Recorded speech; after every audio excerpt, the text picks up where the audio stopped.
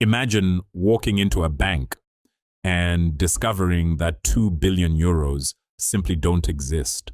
Not stolen, not burned, not hidden. It was never there. Yet thousands of investors believed those billions were real. Banks approved it. Auditors signed it. Regulators defended it. Only one small team refused to believe the story. This is the story of the $30 billion lie that fooled almost everyone. If this sounds like a movie, it isn't. Every major safety check that was supposed to protect investors seemed to work until it didn't. The company wasn't hiding in the shadows. It was one of Europe's biggest financial stars. Its stock kept climbing. Investors celebrated. The future looked unstoppable. Then a few journalists asked a question so simple, almost everyone ignored it. What if the numbers were wrong? The answer would destroy a $30 billion company and expose one of the biggest failures in modern financial history. Wirecard didn't begin as a giant. It started as a tiny German payment company almost nobody had heard of. Back then, paying online felt risky. Most people still didn't trust the internet with their money. Wirecard promised to solve that problem. Fast payments, secure transactions, a future without cash. And the timing couldn't have been better. Online shopping exploded. Every year brought millions of new customers. Revenue grew. The company expanded across Europe and Asia. Investors couldn't get enough. Soon, Wirecard became one of Germany's biggest financial success stories. In 2018, it achieved something almost unbelievable. It entered Germany's most prestigious stock index, replacing an industrial legend. To millions of people, Wirecard looked unstoppable. But hidden beneath the celebration was one question almost nobody wanted to ask. Then, someone asked a question almost nobody else was asking.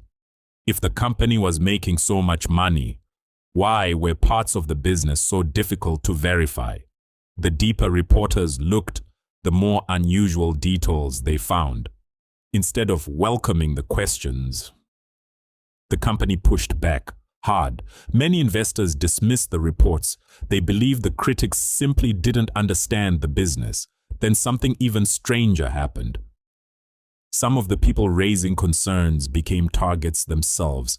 For a while, it almost looked as if asking questions was more dangerous than answering them. But if the journalists were wrong, why did the questions never go away? Then came the question no company ever wants to hear. Can you prove the money is actually there?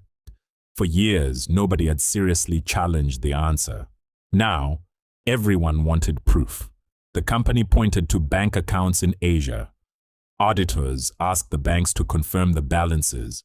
The replies changed everything. About 1.9 billion euros could not be confirmed. According to the company, the funds were likely missing. Within days, one of Europe's biggest financial success stories collapsed. Investors lost billions. Employees lost their jobs. Germany's biggest financial scandal had begun. But the biggest mystery was still unsolved. How could this happen in the first place? The biggest mystery wasn't where the money went. It was why nobody noticed it was missing. Because every layer of protection trusted the layer before it.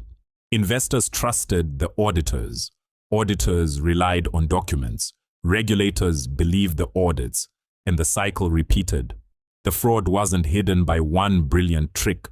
It survived because too many people assumed someone else had already checked. It was a perfect storm of trust, growth, and overconfidence. And by the time someone demanded undeniable proof, it was already too late. Wirecard collapsed, but the questions it raised are still with us today. How many companies are trusted today? Simply because everyone else trusts them. Wirecard is gone. But the system that believed Wirecard is still here. Every day, investors trust numbers they never verify, reports they never read, companies they never truly understand. Most of the time, that's completely fine, until one day, it isn't. History rarely repeats itself in exactly the same way, but it often follows the same pattern. The next financial scandal may already exist. The only question is whether anyone is asking the right questions today. Because sometimes the biggest fraud isn't hiding the truth. It's convincing everyone there's nothing to question